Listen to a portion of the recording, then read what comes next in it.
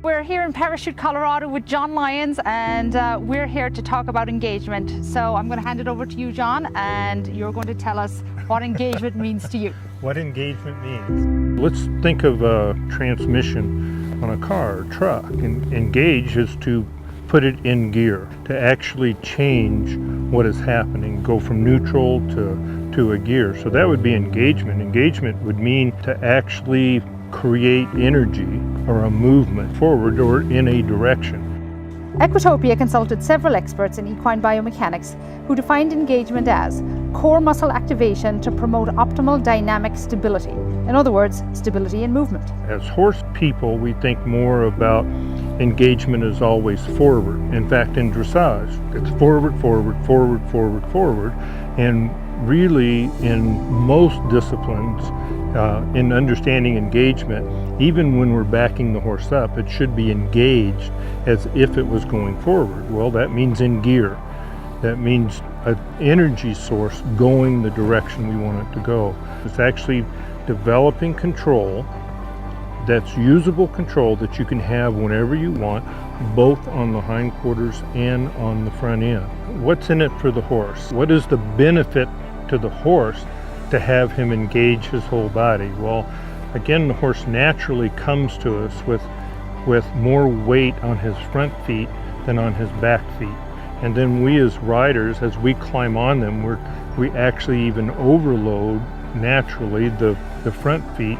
Well, the front legs, that's where you get tendon damage, and problems. So by teaching the horse to shift his weight back to his hindquarters, then we're taking that weight off of those front feet, even if we're trail riding, if we're any type of performance work, to help the horse live a longer, healthier life. We teach him to suck in his stomach, raise his back, strengthen his back muscles, and then we help him by bringing his back legs underneath his belly to help support his belly and go up, rather than leaving him out here so far behind him.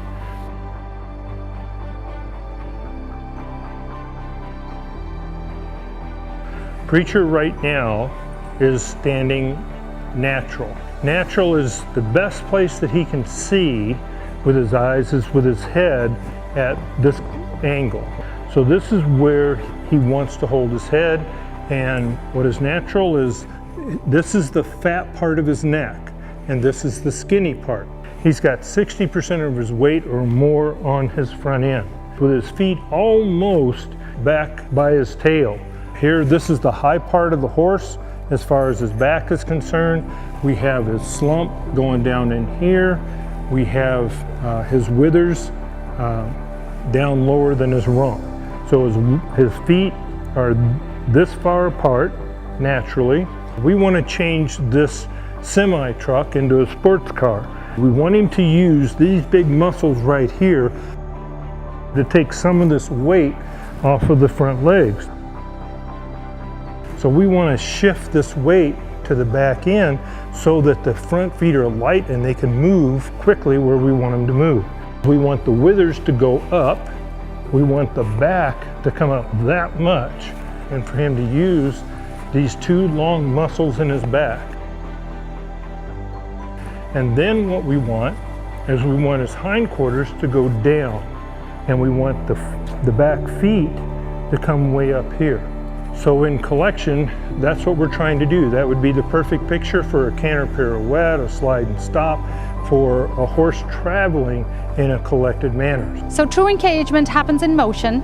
Here, John and Preacher are going to statically demonstrate the muscles used in engagement, with the exception of the fact that in motion the neck is lengthened. Preacher's going to demonstrate that for you. A little bit more. Hindquarters down a little bit more. All right. A little bit more. Good. It's like a bodybuilder. We're asking him to flex every muscle that he's got on him. His back, look how far his back has come up. That isn't a natural thing for him to do. He really has to work at it. It takes a lot of muscle. So in starting a young horse, I wouldn't ask him to hold it that position or even come close to using that much of his muscle at one time. But, I can slowly build him into that. Well, what a horse feels like when he's engaged. The first thing is he feels level. He feels level from right to left. And again, it's not natural for a horse to do that. It's natural if the horse turns to the left is lean to the left. Natural if he turns to the right to lean to the right. And we feel like as riders that it's our fault that that maybe we're putting too much weight in one stirrup or too much weight in the other stirrup, and so it's a rider problem. So we're constantly trying to straighten up our saddle. Well, the problem is what is natural for the horse is for when he goes to the right, he leans right, goes left, leans left. And so what we want to teach him to do is stand up straight. And then engagement, that's where we feel the front end starting to lighten because we're bringing the hindquarters underneath the horse. You should feel the shoulders be straight, the hindquarters go down, feel that? Whoa.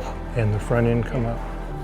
Then the third thing, what it feels like is you've got a string right in the top of your hat, and in the center of the saddle, you feel your body being lifted up.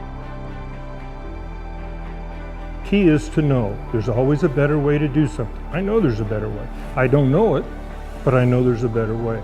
And as horse people, what we should always do is to continue to strive to find that better way. Even if you have a method that works for you 100% of the time, there's still a better way to do it. Keep searching, keep looking. Now you have a job. Yeah. Your job is to stand perfectly still. Okay? Oh, no. You Yeah. don't move. No matter what he does, you don't move. Okay. All right? All right. Ready?